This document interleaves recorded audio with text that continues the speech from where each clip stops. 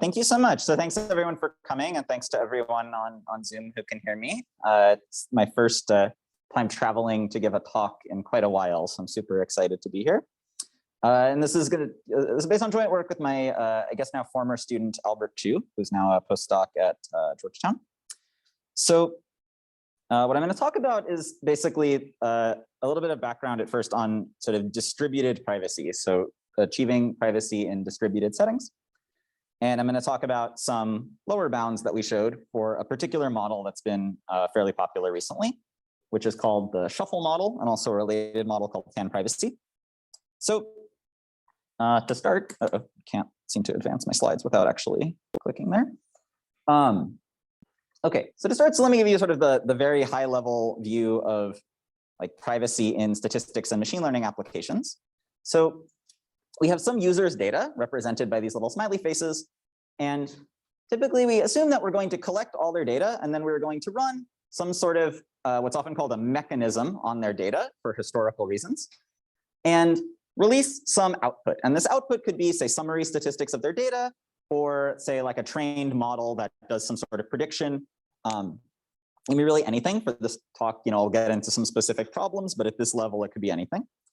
And we want to make sure that the outputs of the model don't reveal too much about the user's information. So in 2006, Dwork, McSherry, Nissim, and Smith defined this very interesting criterion for what it means to keep their information private called differential privacy. And it says that the outputs of the mechanism should not depend too much on any one individual's data. So I'll define this more formally, although it won't be super crucial for the talk. We'll use this in more of an intuitive way.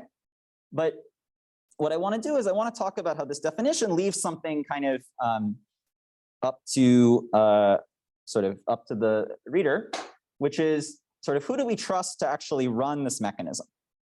So in differential privacy, people have considered lots of different models for who we're going to trust, and sort of what that ultimately boils down to is what the mechanism really is. Like, what is the thing that is differentially private? So most differentially private algorithms are designed in what's called a central model, where we think of the mechanism as being run by some sort of like trusted party who collects all the data and agrees to only reveal the output. So they see all the inputs, but they agree to only reveal the output, and for the output to be differentially private. So this is the model behind the US Census Bureau's deployment of differential privacy for the 2020 census, which was actually sort of way back in 2006 already kind of a use case people were targeting and kind of inspired a lot of the development. And it's part of why this model was kind of so like central in the study of DP. Sort of another extreme is what's called the local model, where we sort of think of each user as sort of only trusting themselves. And you can kind of push back on exactly what that means, but for today, the local model means each user only trusts themselves. And sort of what that means is the mechanism is just the thing that they run on their own data. So there's no trusted data collector. We want that the thing that the user sends to the data collector to already be differentially private. So you can imagine now that the adversary is not sitting between the kind of aggregator and the output. The aggregator now is sitting kind of between the user and the person who's collecting the data, and sees the thing that is sent from the user, and kind of sees like everything that ever leaves the user's brain. That's kind of like the model. This model was actually inspired by some methods proposed in the 60s, where literally the assumption was like the person comes to your door and you like respond in a way that is differentially private. So literally kind of the mechanism is like the thing that maps, what's in your brain to the outside world. So here you kind of assume that the adversary is sitting like right on the wire from the users to everyone else. And this is typically what's used in like industrial applications, like the use of differential privacy by Google and Apple to collect browser data, or at least it was until fairly recently. So the problem with this local model is very good in that it eliminates all the trust assumptions we need in the central model. We don't have a central data collector, but it's very weak algorithmically. So I'm going to start by just recapping like what I mean when I say this local model is weak by introducing a couple like simple canonical problems that we're going to talk about, and what the difference between the local and central model of DP is for those two problems. So I think the most basic problem in differential privacy is summation of bits. So for now, just everybody has a bit, and we want to approximate the sum of these bits. That's the entire problem. So there's like n users, each one has a +1 or a -1, and we want to sum them. And this is sort of a generic, like linear problem. You can generalize this lots of ways, but you can capture most of the difficulty by just looking at summing bits. So already for the summation problem, there's a gap between the local and central models. So I don't have time to explain kind of all the basic algorithms that people use in differential privacy, but kind of the like result in differential privacy in the central model is that you can, okay, for the people here, you can compute a sum with error that is constant. So I'm going to suppress dependence on something called the privacy parameter. It's not really important. It's not really what's interesting for today. So just think of, I want to achieve some meaningful notion of privacy. I can compute the sum, which is a number between -n and n, with some error that is constant, independent of n.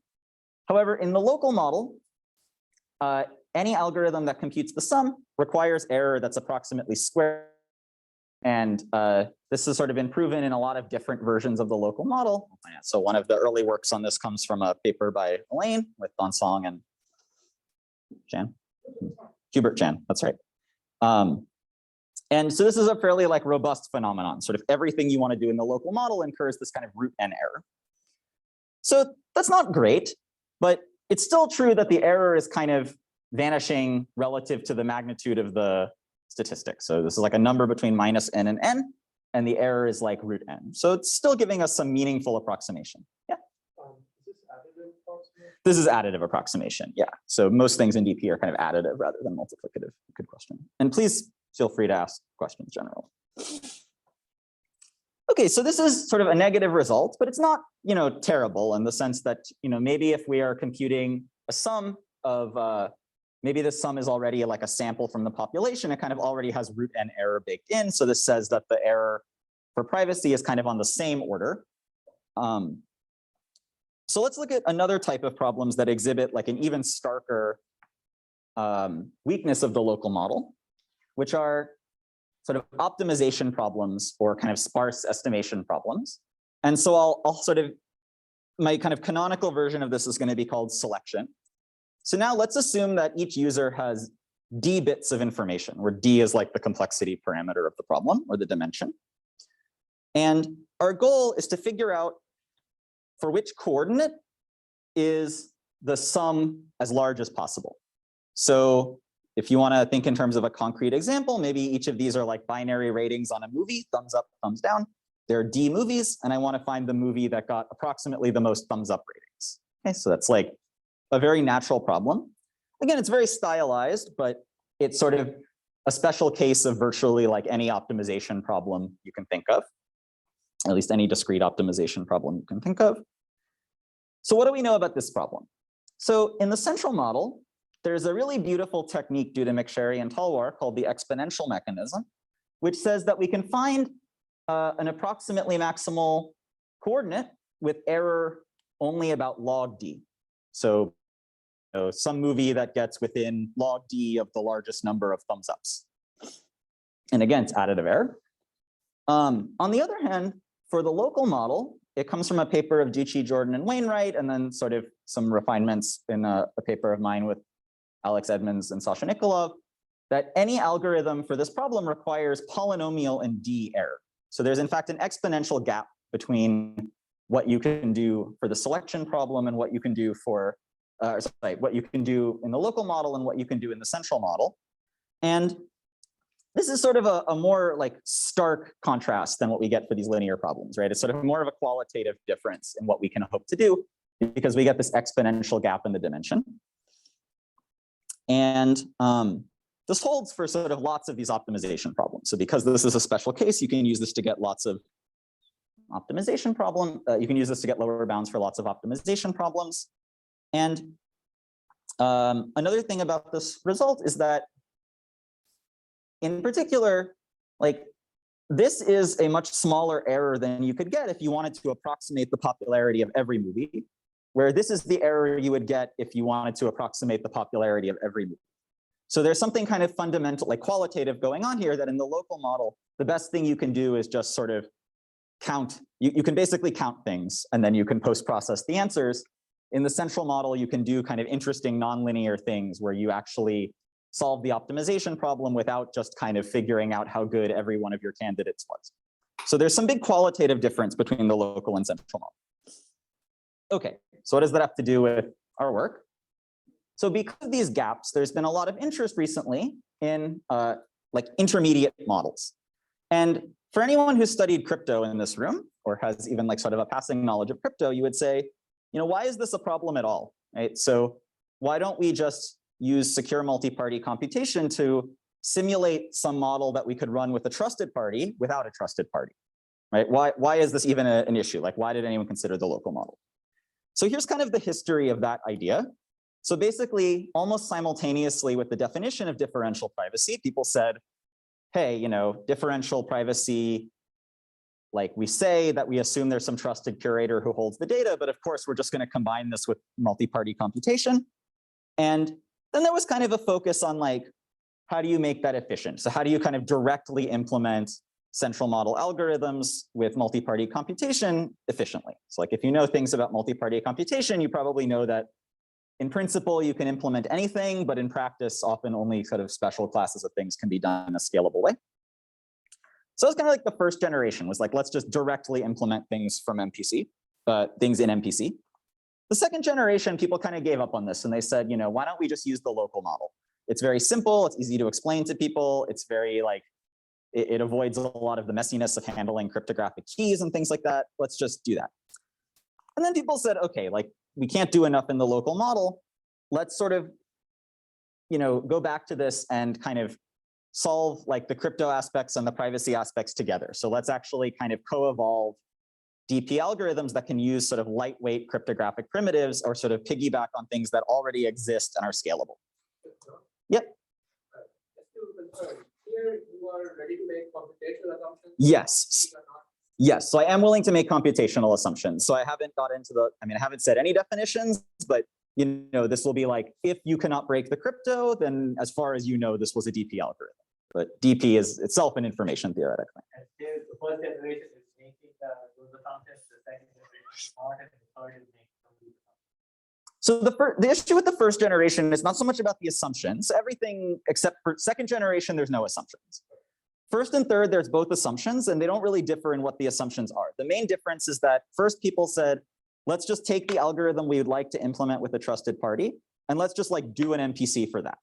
The third generation is more like people saying, we already built this infrastructure for doing MPC for simple functions. Let's sort of like figure out if that's the MPC we have, if that's what's scalable and practical, how do we kind of program DP in those systems?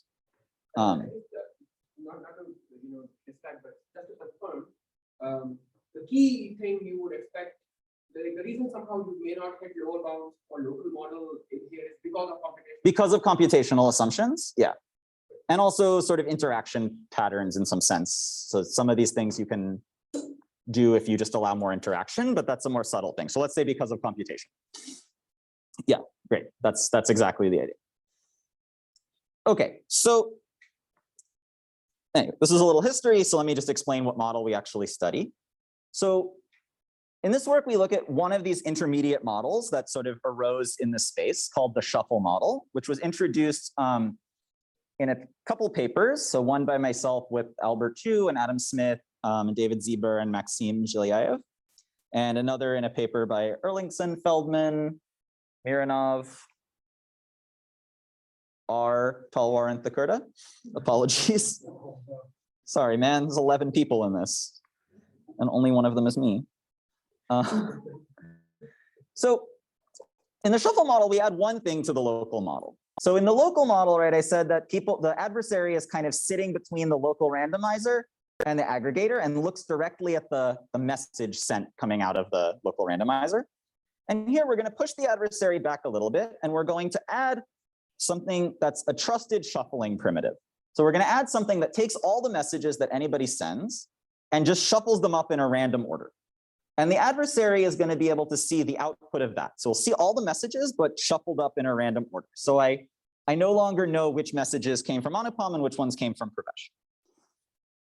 So why is this a natural intermediate model? Well, it was actually inspired by an earlier paper, which was a systems paper by a team at Google called Proclo, where they basically implemented a system, and this abstracted sort of the main tool it uses to get privacy. It does lots of things. It's a big system, but this was kind of the main tool. And I was also, but you can also realize it in like many ways. So like one of the authors on the paper sort of approached us to think about this because he was interested in implementing a mixed net, which is a type of scheme that sort of achieves this guarantee not through cryptography, but through sort of a team of different parties agreeing to implement the shuffle. It was also actually implicitly studied even longer ago in the context of multi-party computation.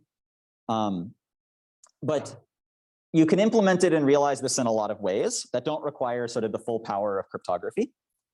And in fact, the model itself might seem like something that is a little exotic, but it's sort of, for purposes of this talk, it's equivalent to like two other ways of looking at the model. So, you might have noticed that the shuffling itself is a little bit of a red herring because the shuffle, the set of messages in random order is information theoretically equivalent to me just telling you, here's a histogram of all the messages. So I could equivalently have said, we're just going to have some sort of trusted aggregator that returns a histogram. And like, once I have that, I could have said, well, why don't you just, instead of sending me messages, you just send me a histogram of what messages you would have sent, or just some vector of your choosing over like a finite field, and I'll just sum them up. So these are, for purposes of today, where I'm interested in lower bounds and I'm not concerned with things like communication costs and the costs of blowing up messages into this big histogram, these are all equivalent. And these models where you can sum vectors are, I would say, a good abstraction of the core cryptography at the heart of a lot of federated learning systems, that they're basically big scalable systems with lots of bells and whistles that allow you to take vectors from a bunch of parties and securely compute the sum of those vectors. Okay, so this is a nice model to piggyback off of because it's basically kind of already out there. And the shuffling, I think, is also a nice model to piggyback off of because systems exist for that, but these are all sort of equivalent for the purposes of what I'm talking about today. So, okay, so what can we actually do in this model? So like I said, we introduced this because it's supposed to let us do more than the local model, but without having to assume a trusted aggregator. So what do we know about it? Well, there's a lot of results that show that for these linear problems, you can basically get the same level of utility as the central model. So I don't want to trivialize this. There are actually a lot of nice open questions that I'd encourage people to look at about how to get communication efficient protocols with like sort of really optimal error. So not just like kind of the big O optimal and suppressing lots of factors, but I think it's safe to say that basically for things like computing sums and also other linear problems like computing histograms, we basically know how to get around this root n lower bound just using the shuffler and get kind of central model type accuracy. Yeah. In this model, how should I think of the summation problem? I'm still getting a bit, but now my bits are all being added up. Yep. Before it's given to the others. Yeah, I'll describe it like very concretely in a couple slides. Why? But like once you see what actually happens, it's like pretty. It'll be, I think, clear why you sort of get better error. Okay, but so what about these, optimization problems where there's even a bigger qualitative gap between the central and local models? And our main result is that for the purposes of these problems, the shuffle model is actually also quite weak. It behaves more like, so specifically our kind of main result is that if you want to solve the selection problem in the shuffle model, you need error to grow with square root of the dimension.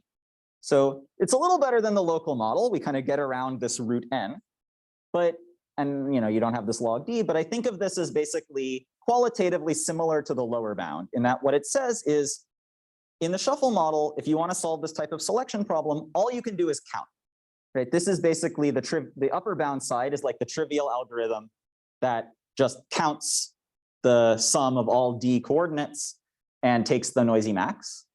And you can do summing better in the shuffle model than you can in the local model. So of course you get something better, but kind of qualitatively it says that there's no way to get around just computing all the sums. There's no way to do anything kind of non-linear the way we can in the central model. So Yeah. The disappearance of n is kind of obvious, right? Because somehow n doesn't even play a role after like the shuffling or aggregation has happened. Or am I I'm not sure if that's quite the right intuition. I think the right intuition is basically that sort of I'm benefiting from the noise of everybody else. So somehow we can calibrate it so that the total noise is like fixed. Here's sort of the intuition for why you need root n is that sort of everyone has to add enough noise just for themselves, but then you sum it up n times so the variance blows up. Whereas here it's sort of we can all agree on an n and we can all sort of share the noise equally.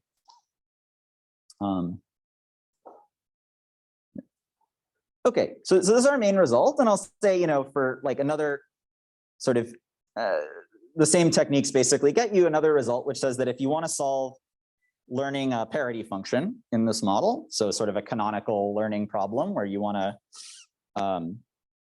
learn an unknown parity function, we get a similar bound that says basically you need exponentially many exponential amount of error. So you can't solve this with a polynomial amount of data.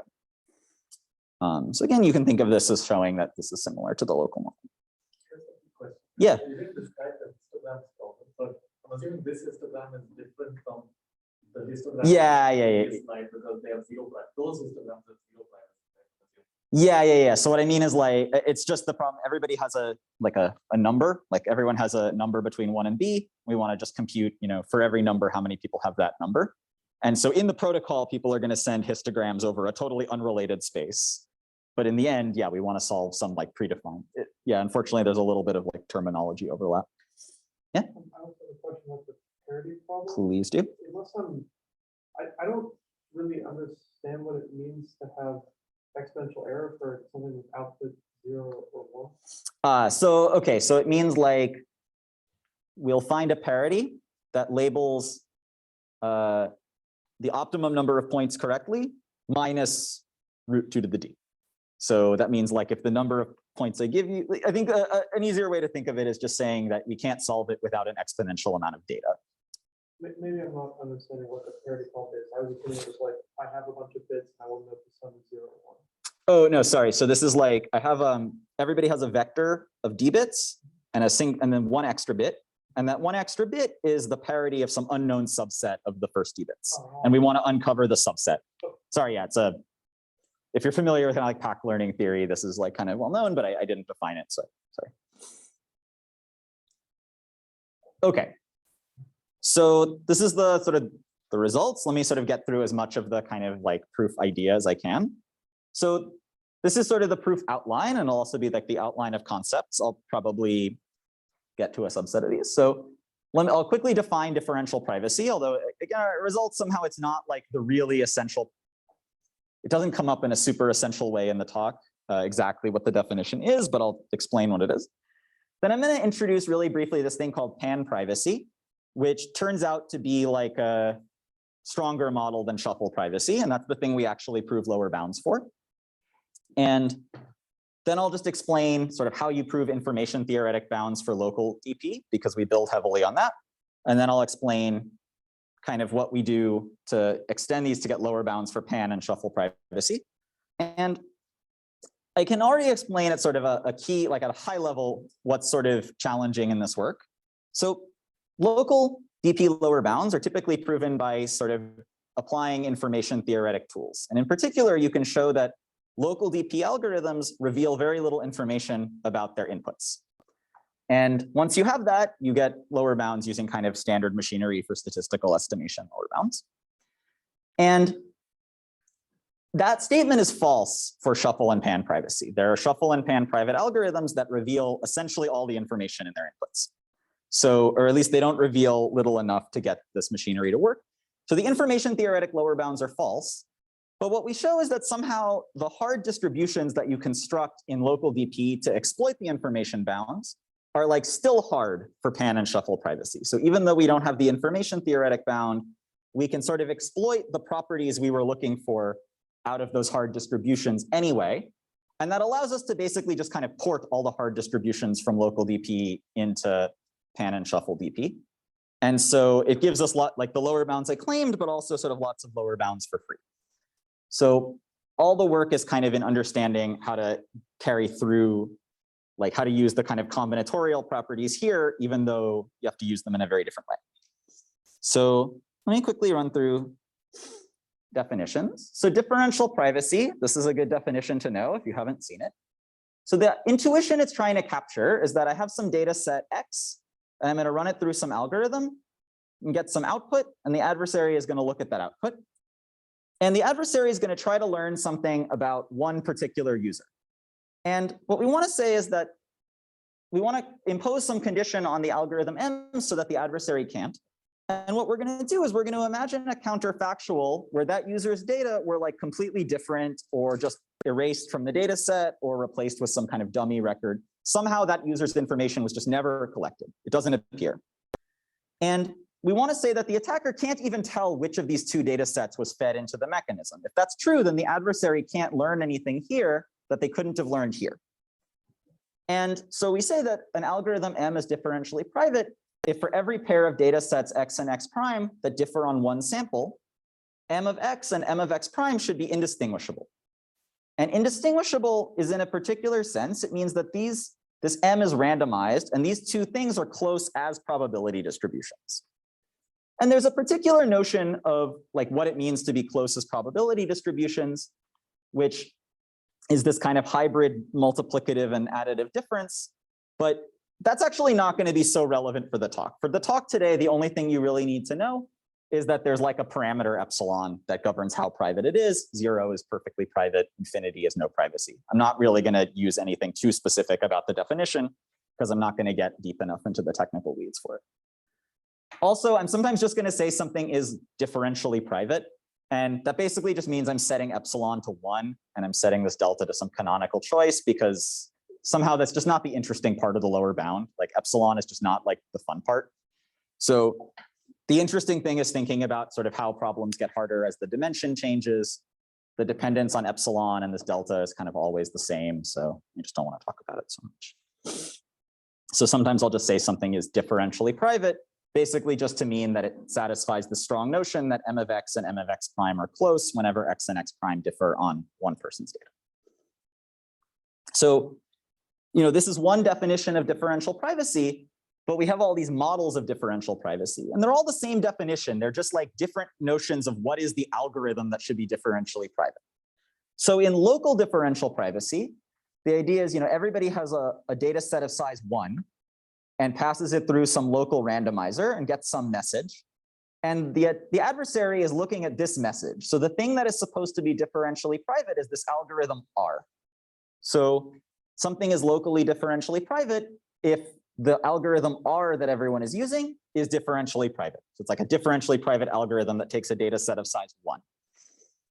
And the reason this model is sort of nice intuitively is that, like, if I'm X1, if I'm person 1, my privacy is guaranteed basically regardless of what anybody else is doing, right? I'm not actually relying on anybody else to be doing the right thing. And I'll just make one quick comment, which is that I'm defining local differential privacy to be what's sometimes called non-interactive local differential privacy, where everybody just independently sends a message. They're allowed to share some public randomness, but basically everybody just sends one message and we're done. There's no like, this message doesn't depend on that message. And I'll only talk about non-interactive. There's a really interesting series of works on interactive variants of this, but I just don't want to get into it. We have to stop somewhere. So since I haven't given you any like algorithms yet, so let me just describe the sort of canonical locally different algorithm. It's so canonical that it predates local differential privacy by 40 years due to Warner in 65. And the idea is it's an algorithm for computing a sum. And the idea is that everybody has a bit plus or minus 1. And what they're going to do is basically flip some coins. And let's say 3/4 of the time, they'll send their bit multiplied by 2. And 1/4 of the time, they'll send negative their bit. They'll flip their bit and send that, again, multiplied by 2. And the reason I multiplied by 2 is because the expected value of yi is now equal to xi. So they're sending like an unbiased estimator of their bit, but it's random. And if I want to compute an estimate of the sum, I'll just sum up all these things, and it's an unbiased estimator of the sum. And each of these yi's has variance some constant. I don't know which one it is. So when we sum up n of them, we get variance n. Okay, and so that means that the standard deviation of this estimator is about square root n. You can, of course, also get high probability bounds and say that this is a local DP algorithm that computes the sum up to error square root of n. And at least in this very simple version of the local model, it's been known since work of Binomial Noise and Omri in 2008 that you can't get anything better than root n error. This is like the optimal protocol. In fact, it turns out to be optimal in like an extremely strong sense. It like literally like dominates every other protocol.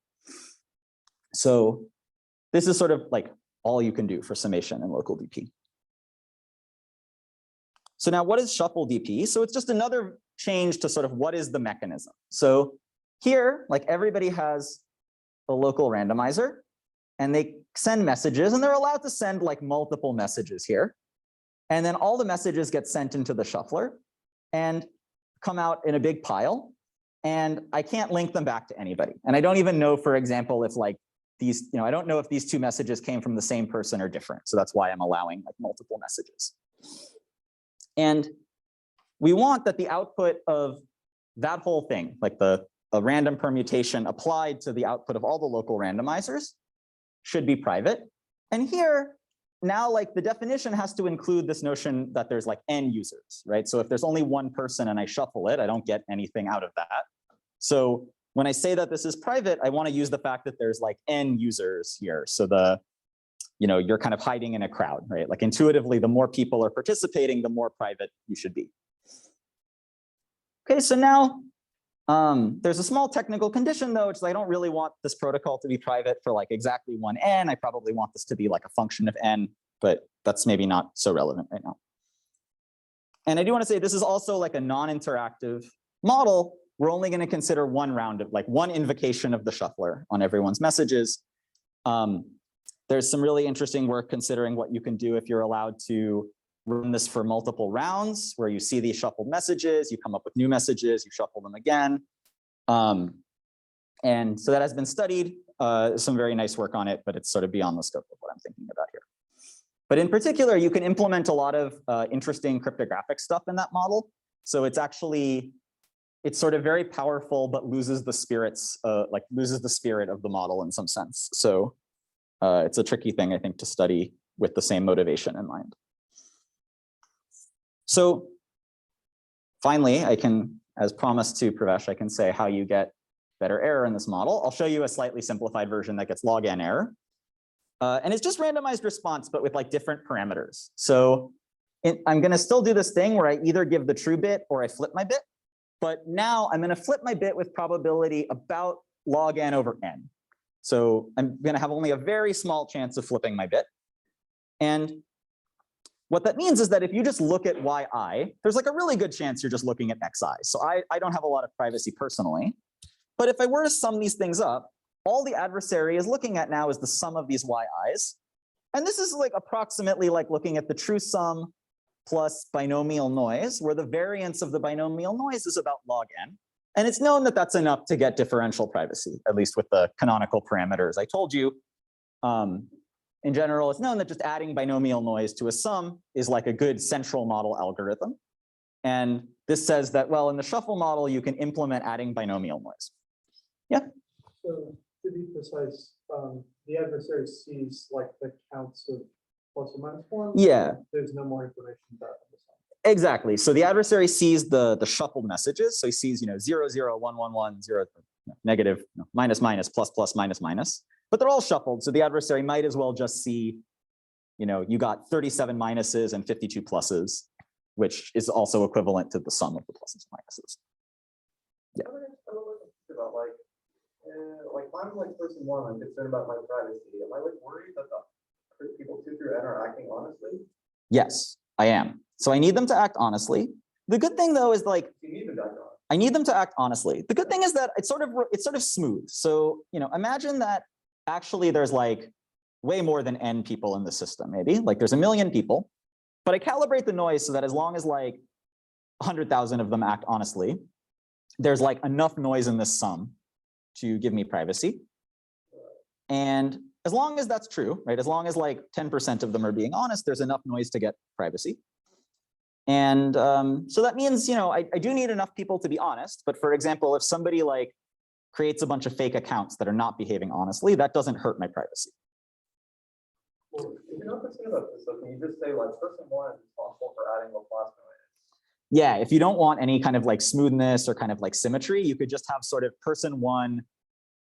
Well, okay, so you can't like add Laplace noise, but yeah, you could have them sort of send lots of messages, Oh yeah, you just, lots of add extra. up to the requirement. Yeah, you could have them send like a Laplacian number of extra zeros or extra minuses and a Laplacian number of extra pluses. But yeah, if you didn't care about any kind of like sharing the work type of thing, you could just pick like one person to do that. But there's sort of this requirement that's like suppressed in a lot of the work. It's sort of more or less explicit in a lot of the work that really what you want is kind of a smooth trade-off. Like you want to be able to say, as long as like all of the legitimate accounts are doing the right thing, then everyone is protected.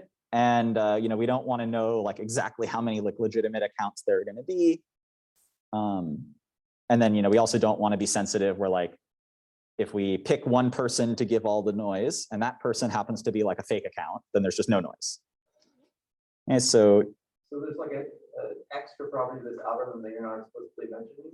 There's an extra property of this algorithm that I am not explicitly mentioning, basically, which is that I sort of want it to have the property that it's sort of be like epsilon is really sort of a function of n, and I want it to sort of be epsilon private for like all n's in a sort of fairly wide range.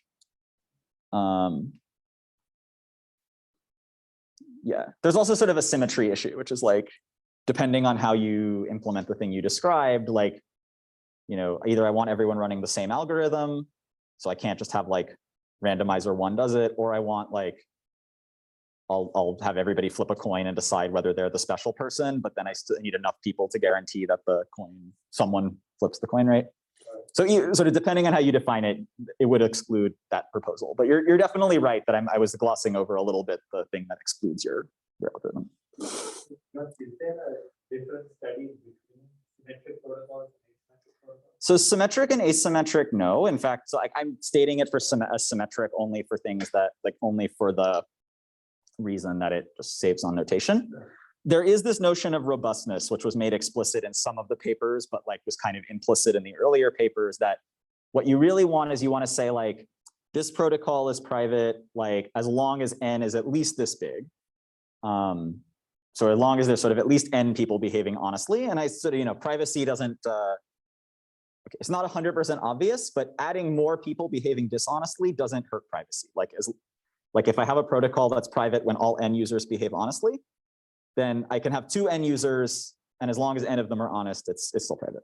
Yeah. You can see that just by if that wasn't the case, you could just simulate the larger protocol and use it to crack the original. Yeah. So basically, it's just DP is sort of closed under that kind of post-processing, which I never explicitly stated, but it's sort of obvious. Okay, so I have about 20 minutes, so let me give kind of a taste of what goes into these proofs. So I thought long and hard about whether I could sort of take this step out to save time, but I thought it was interesting anyway. So this is actually a step from a paper by Victor Balzer and Albert. So there's actually a great feeling that this work that I'm talking about sort of builds directly on work by my student and not by me. I thought that was really cool. So I think you can sort of do it without this step, but it was inspiring for me. So I want to introduce this model called pan-privacy, which is from a paper by Dwork, Naor, Patasi, Rothblum, and Yohanan in 2010. And this is a seemingly unrelated model. This will seem totally different. But it's designed it was a model that was designed to study online algorithms. So these are algorithms where you imagine the inputs are coming as a stream, and there's a secret state that you're maintaining as the inputs come in. And at the end, you're going to output something. And of course, you want the thing you output to be private, but you're also worried that for various reasons, your state might get leaked at some point. So there might be one point where your state is leaked. And so the adversary is going to see the output and one state of his choosing. So I drew it as state 2, but it's not that it's state 2. It's the adversary gets to say, I want to see state I for some I. And that's the thing we want to be private. So the algorithm has to proceed in this online fashion, and simultaneously the joint distribution of the output And the ith secret state should be dp for every I. It's like a little bit of a weird model. It has a very natural motivation, but it's intended to basically capture the idea that maybe like we trust the we trust say an organization maybe to collect the data, but we don't necessarily trust them to store it forever. So like maybe we're okay with the idea that they briefly collect the data, like the census taker collects the data and sees the census card, but like we don't trust the Census Bureau never to have a data breach. Like at some point that census card is gonna like end up in a warehouse and on a computer and might get breached. So, but for today, just think of this as like a technical, an intermediate tool. Like I could give a whole talk about this model, but basically it's sort of different from local DP in two ways. So first of all, like state 2 is now allowed to depend on state 1, but also, so it has some interaction, but also the adversary only sees like a single one of these. The adversary isn't looking at all of them. So if I'm user I don't have to worry that the attacker is going to see like everyone's message and can sort of isolate mine. They're just going to see the state I. And there's like a cool result. Oh, sorry, I cited the wrong paper. There's a cool result that says that if you have a shuffle private algorithm, you can simulate it in this pan-private model. So pan-privacy is a stronger model. And there's just a neat trick here, which is I'm going to start off by just picking some like random data. And my state will just be like the shuffle private algorithm applied to this like one random data. Then I like apply it to 2 people and I shuffle that together. And I apply it to a 3rd person, I shuffle it all together. Then I start using the real data. So I get the messages that X1 would send in the shuffle protocol and I shuffle them in, and that's my secret state. And I get the messages that X2 would send and I shuffle those all together, and I get the messages XN would send and I shuffle those all together. And then I end by shuffling in some more like random stuff. And that's the output. And the claim is that this is pan-private. So if I have an adversary who's looking here, so like first of all, if the adversary looks here, they see nothing that depends on real data. If the adversary like say looks here, what are they seeing? They're seeing an algorithm that's like this one person's data plus a bunch of random data run through the shuffle protocol. And the shuffle protocol is private, right? So it's private with respect to like any one person's data. So in particular, it's private with respect to this person's data. And same thing goes if I look at S2. It's like I'm seeing 2 real people and N fake people. And so of course it's protecting the privacy of all these people together. So the idea is basically like I simulate the protocol so there's always like N people doing something honest. And then even if the adversary is looking here, they're only seeing they're seeing at least sort of N+1 people doing the honest thing. So this is where this like smoothness kind of comes in the proof, is that when we do this reduction or this transformation, we kind of need that this is private as long as I have at least N people being honest. Informally, this also preserves accuracy. So it's not exactly clear what problem I'm solving here. But intuitively, most problems you want to solve are kind of robust in the sense that if I take 2/3 of the data set and I make it uniformly random data or data from some distribution I understand, and I make the other 1/3 of the data set be the honest data, I can sort of cancel out that effect. So like if I want to compute a sum and I take the real sum and then I add like N people with uniform bits, I kind of know how that's going to affect the sum. So I can sort of back out the real distribution. Yeah. But why do we need those extra N random people? Oh, that's because the adversary also gets like the output. So they need to, right? They're going to see sort of like all the messages that came from between here and here. And so I need to sort of also argue that like, if I took out all these messages and I just started the thing again from here, I kind of need that to be like a fresh shuffle algorithm. Yeah, it's a sort of a technical point. Yeah, Pravesh? If you have an algorithm that somehow is linear in the samples, it doesn't do things like, take X1 tensor X2 or whatever. Yeah. Then it seems like this, then your informal theorem looks correct, but is it also, do you expect it to be true even when like my algorithm can do things like, combine 2 of the whatever points X1 X2 together in some way? I mean, Yeah, probably in that specific case, yes, because then I can think of that as linear in a slightly different space. But like, I agree that it's not like true for every problem you could imagine. Like if I, for some reason, wanted to compute like the parity of all the users, right? This is going to be a terrible thing to do. But basically, for all the problems we care about, this will turn out to be not a big deal.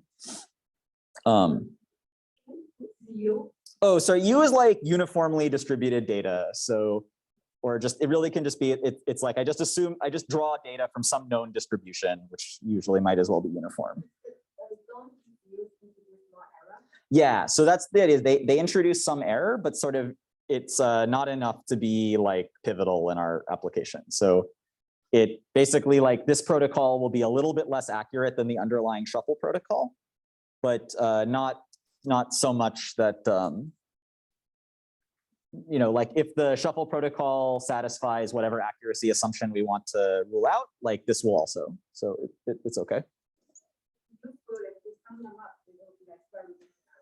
Yeah, but so we're interested in this sort of like dimension type stuff, these like dimension dependent bounds. So in our application, we'll sort of also get some kind of square root n error, but it won't really affect the dimension. So the amount of error it adds will be like much lower order than the lower bound we're trying to rule out when the dimension is high. Okay, so I'm running out of time a little bit. So let me just sort of summarize how you prove these information theoretic lower bounds, and then I'll give like a quick sense of what's kind of the new thing here. So this is sort of like, I think, a general way of proving lower bounds in kind of distributed learning. But we can instantiate it here to get some really nice results. So the setup I'm going to do is I'm going to add this like hidden parameter v, and I'm going to think of the whole protocol as a way of like recovering this hidden parameter. So what that means is I'm going to choose some set of distributions parameterized by some little v. So there's some family of distributions, and I have to introduce a little notation. So p sub little v to the n is like me giving each of these people an IID sample from p sub little v. Okay, p sub capital V to the n is the following process. I choose one of these distributions at random, and then I give everybody IID samples from that distribution. So this distribution is not a product distribution, right? Like it could be, either I give everybody all ones or I give everybody negative ones. And U is going to be like the uniform mixture of these things. So it's going to be like the one sample version, right? I just pick a random V and then I take one sample from PV. So that's, I'll denote that U, but it's also like P sub capital V to the one. And what I want to argue is that sort of my local, an accurate local protocol could recover V hat that's typically equal to V. And then I want to rule that out by saying that this protocol somehow can't make it, like it's impossible to recover V. So step 2 is you argue that for the problem you're interested in, a useful algorithm can recover the identity of V.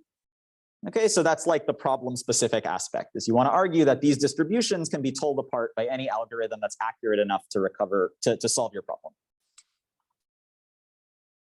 Then you use a little bit of information theoretic argument to reduce to the case of one sample.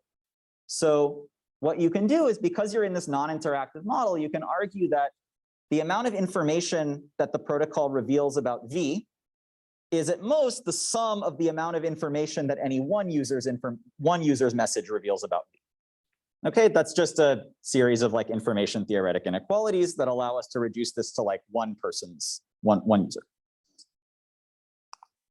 Now, you want to bound how much information can this output yi reveal about the hidden parameter V using, because like given the fact that this is a locally differentially private algorithm. So you want to understand how the constraint of privacy affects how much information you can reveal. So I'll just like define this quantity, which depends on the family of distributions. And it's like the maximum amount of information that a locally differentially private algorithm can reveal about V, subject to it being a DP algorithm. So there's like a folklore bound, which I think was first written down in this like very like forward-thinking work by McGregor, Mironov, Patasi, Reingold, Talwar, and Vadan that like presaged a lot of things without people appreciating it at the time. That says this information is at most epsilon squared, or for like canonical choice of parameters, like it's some constant, independent, it doesn't depend on the domain size, it's just some constant. Okay, but that's pretty weak. Like it doesn't use anything about the family of distributions I constructed. Like maybe all the distributions are the same, in which case, you should get no information.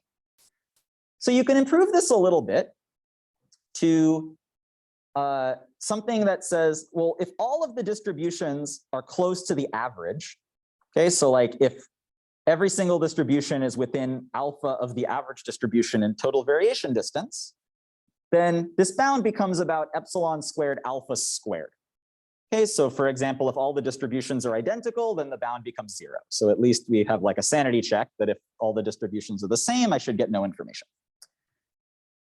And this is equivalent to saying that you take the max over all the distributions of the maximum over all bounded functions of the difference between the expectation of that function on P sub V and the expectation of that function on the average distribution.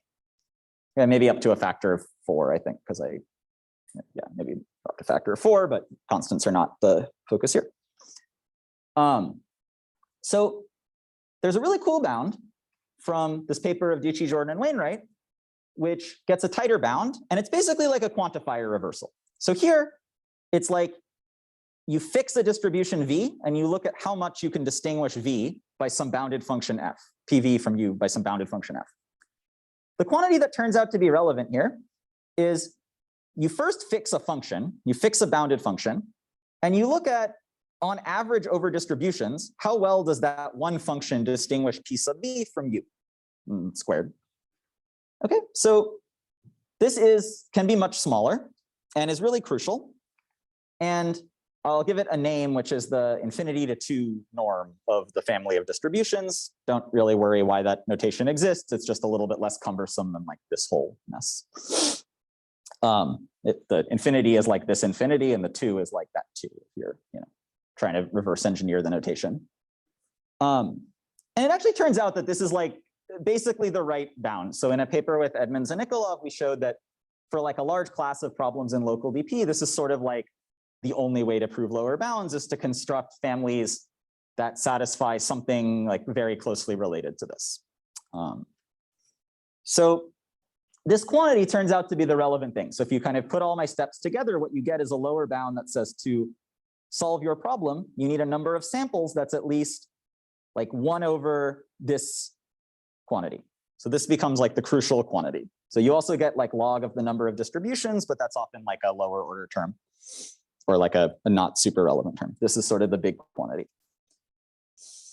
So I'm running out of time, but the key thing is that for this like selection problem and this parity learning problem I described, you can construct families of distributions where this thing is like 1 over D. You can construct things where this thing is very small. And that's what gives you the lower bounds. So let me just quickly describe how we extend this to pan privacy. I have like 5 minutes left, I guess, or. So I'll skip over constructing hard distributions, but the gist is that we have those because we've been studying those hard distributions for local DP for a while. So let me explain what you do for pan privacy. So the setup is the same. You choose this set of hard distributions. But the problem is that we can't bound like the mutual information between the hidden parameter and the outputs. Like it's just not true anymore. So we're going to take a different approach. And what we're going to do is consider like I guess what, some use of the triangle inequality, but what cryptographers call a hybrid argument.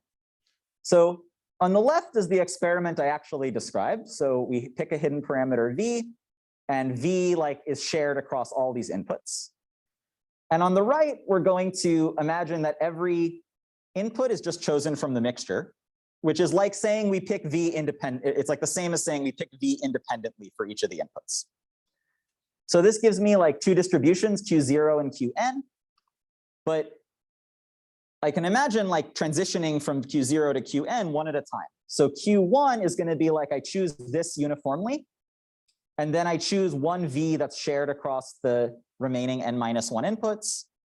Q sub 2 is going to be like I pick a uniform, and I do something uniform for x1, I do something uniform for x2, and then I share something across the last n-2 inputs. And so I can reduce to like a single hybrid where the total variation distance between Q0 and Qn is at most the sum of the total variation distance between each of these hybrids. And now I just have to bound the TV distance between one of these hybrids. And I can, it's like a very simple observation. So Q1 is this thing where I pick the first x1 uniformly and the remaining x2 through xn are correlated. X2 is this thing where I pick x1 and x2 independently, and then x3 through xn are correlated. So let's just simplify the diagram a little bit by kind of stripping away everything that happens after the second state and sort of merging it into like the tail. So I'll just talk about like the tail. And let's simplify the diagram a little more by getting rid of the first state because it's the same in the two experiments. So I can kind of just fold it into the random variable S2.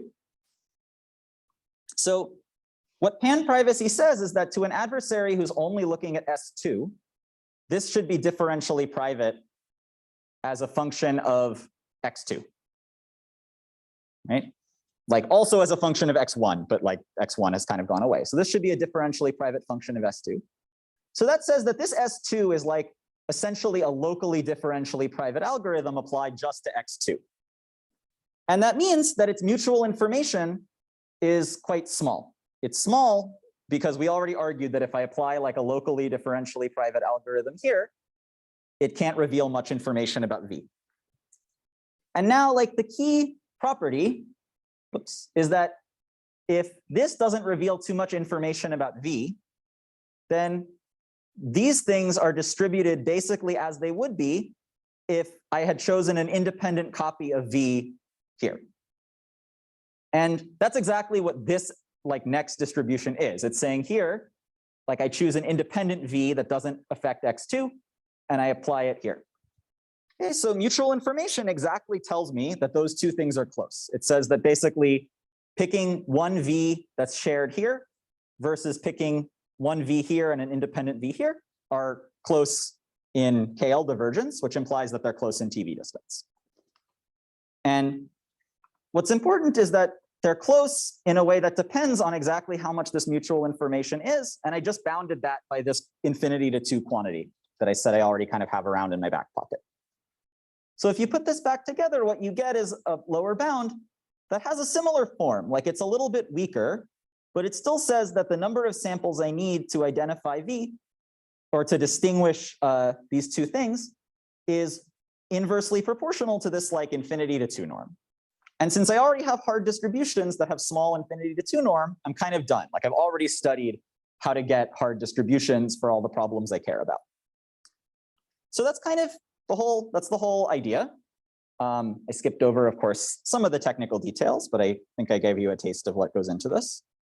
And so this is kind of a summary of our results. And I think the key takeaway here is that the intermediate models people have studied in between this local and central model so far are like not powerful enough to really solve these kinds of like sparse estimation and optimization problems.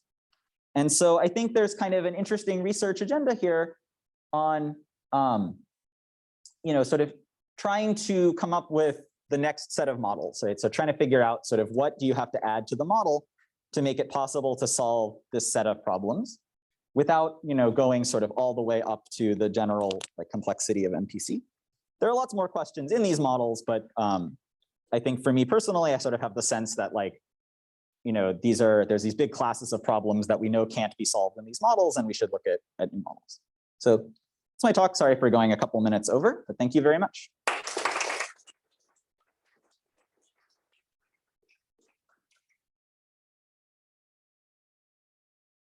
You can think of this shuffler as somehow saying, oh, instead of whenever I want to drag last noise or do linear query, I could have instead, the shuffler is giving me a primitive that will take care of that.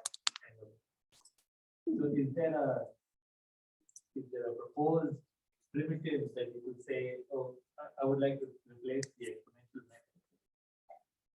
Well, I mean, you certainly could define it that way. Like you could sort of, so that would roughly, I mean, I guess the exponential mechanism is a very general thing, whereas, you want the crypto primitive to be somewhat more specific. But yeah, I mean, you can certainly imagine,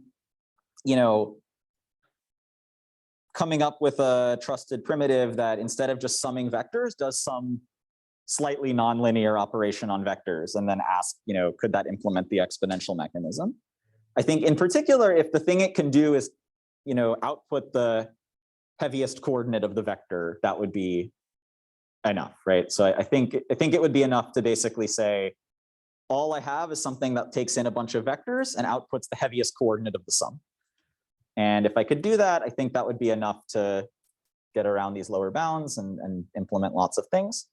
I don't personally have a sense of like how much easier that is to implement than like general MPC. My sort of high level understanding of general MPC is that like you can sort of implement things that are kind of like low degree over the right field, and that's sort of high degree function.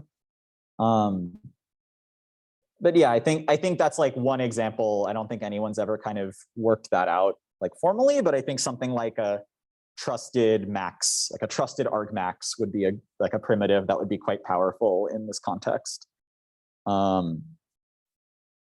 Yeah, I don't know. I sort of asked people basically that question and they were like, I don't know, we have this trusted summation and like people sank a lot of time and money into that. So kind of going to try to ride that out for a while longer. But I guess from a complexity yeah. perspective, there is like an actual question there. What's the weakest computation that whatever trusted party Yeah. can do that can guarantee us everything that's sent from the model? Yeah. Basically the question that was asking. Yeah. So no, I got the question. So I'm trying to say like I think I sort of have like an upper bound on what that is. I guess I also don't, is it clear that that's a question with like a well-defined answer, right? I mean, maybe there's just lots of functionalities that are incomparable. Like it's not clear why there should be like a greatest lower bound on. If you think of like linear thing as an arithmetic circuit, then like I don't know, it's a depth one circuit. I see. Okay, sure. Okay, so you can impose some like structure on the question. Yeah. Yeah, like, I don't know. Think of arithmetic circuits. Maybe.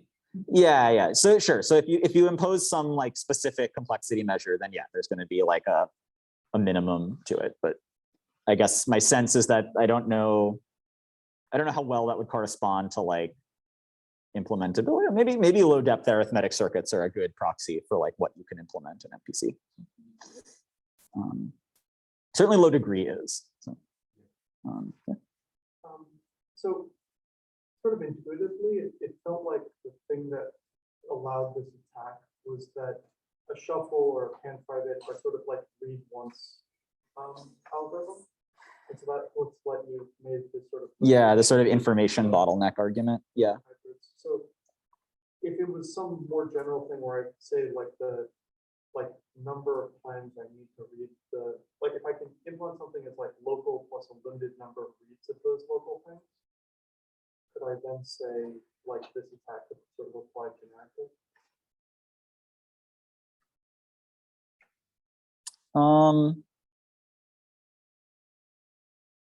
Probably. I mean, I think I'm not 100% sure how that would sort of map to like a formal statement, but yeah, I think you can come up with. I think it should be possible to prove things for like some general, something a little further away than what I'm describing.